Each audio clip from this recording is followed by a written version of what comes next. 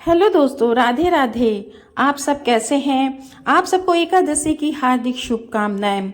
आज हम आपके लिए जया एकादशी व्रत कथा लेकर आए हैं। कई वर्षों पूर्व स्वर्गलोक में राजा इंद्र राज करते थे। उनके लोक में सभी देवगण प्रसन्न थे। परिजात पुष्पों से लदे नंदवन में देवराज इंद्र सोमरस का पान कर रहे थे। अप्सराएं उन्हें प्रसन्न करते हुए नृत्य कर रही थीं और कई गायक सुंदर संगीत प्रस्तुत कर रहे थे। मुख्य संगीतज्ञ चित्रसेन अपनी पत्नी मालिनी और पुत्र माल्यवान के साथ उपस्थित थे। वहां पर पुष्पवती नाम की अप्सरा उपस्थित थी, जो माल्यवान की तरफ आकर्षित हो गई।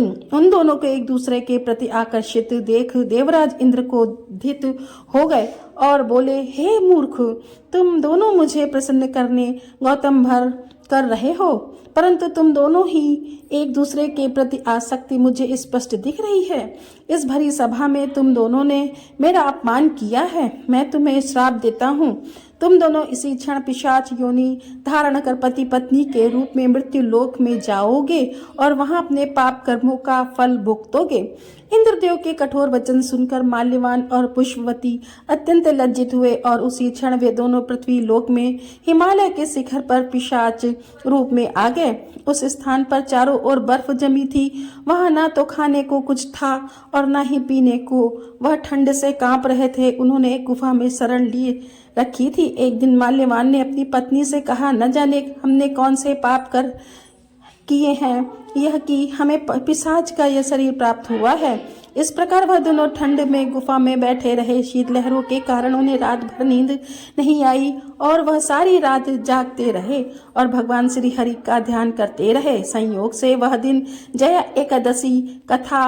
उस दिन कुछ भी न खाने और रात्रि जागरण करने से उन दोनों ने पिशाच का शरीर त्याग दिया और अपना देवताओं का शरीर तुरंत पुनः धारण किया। आकाश से पुष्प वर्षा होने लगी। एक दिव्य विमान उन्हें स्वर्ग ले गया। उन्हें देखकर देवराज इंद्र आश्चर्य में पड़ गए और उनसे पूछने लगे, तुमने ऐसा कौन सा पुण्य किया है कि मेरे श्राप से इतने कम समय में तुम्हें मुक्ति मिल गई?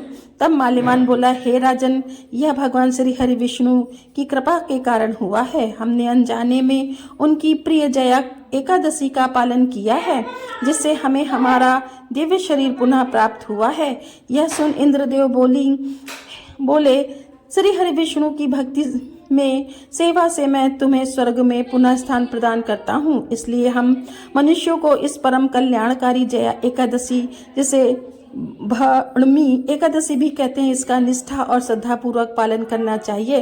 इस दिन किया गया उपवास जीवात्मा को वैकुंठ की प्राप्ति कराता है। जो व्यक्ति एकादशी की इस कथा का श्रवण करता है, पठन करता है, उन्हें निष्ठा ही अग्निष्टोम यज्ञ का फल प्राप्त होता है।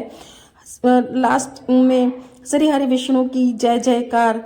राधे राधे। दोस्तों, वीडियो अच्छा लगा हो तो, कहानी अच्छी लगी हो तो वीडियो को लाइक करें, सब्सक्राइब करें और कमेंट में राधे राधे।